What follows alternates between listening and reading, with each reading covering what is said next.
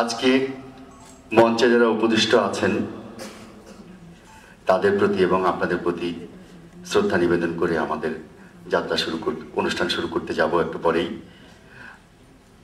চট্টগ্রাম সঙ্গীত ভবন চট্টগ্রামের বাংলাদেশের একটা সঙ্গীত শিক্ষা প্রতিষ্ঠান।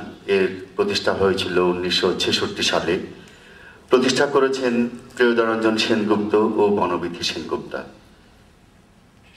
তাদের সেই প্রতিষ্ঠিত সন্তানতুল্য লালিত সঙ্গীত ভবনকে পরবর্তীকালে তাদের কন্যা কাবেরী সেনগুপ্তা টেনে নিয়ে যাচ্ছেন, সাথে আমরা যারা আছি। রবীন্দ্রনাথের ১৫০ জন্মজয়ন্তী উপলক্ষে আমাদের এই অনুষ্ঠান এখানে কলকাতায় আমরা আয়োজন করেছি। চেষ্টা করেছি বাংলাদেশের রবীন্দ্র চর্চা অর্থাৎ চট্টগ্রামে রবীন্দ্র চর্চার কিছুটা ধারণা কিরূপ হয়। অনেকে অন্যভাবে শুনে থাকেন বা মিডিয়াতে দেখে থাকেন, কিন্তু বাস্তবে কতটা কিরকম হয় সেটা আজকে অনুষ্ঠান দেখার পর আপনারা বিচার করবেন।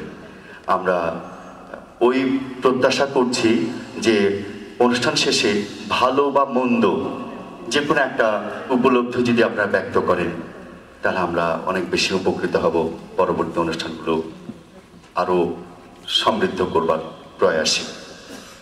এইবার একান্তই ব্যক্তিগত প্রচেষ্টায় আমরা এখানে এসেছি। আমরা আশা করব যে বর্তমান পশ্চিমবঙ্গ সরকারের মুখ্যমন্ত্রী ঘোষণা দিয়েছেন যে দুই বাংলা মিলে আরো অনেক বেশি অনুষ্ঠান হবে যৌথভাবে। তা আমরা আশা করব সেই সব অনুষ্ঠানে যেন আমরা আসার সুযোগটা পাই। আমাদের আরো বিভিন্ন রকম পরিকল্পনা আছে, সেগুলো যেন আপনাদের সামনে উপস্থাপন করবার সুযোগ পাই সেই প্রত্যাশা রাখছি। সকলকে ধন্যবাদ।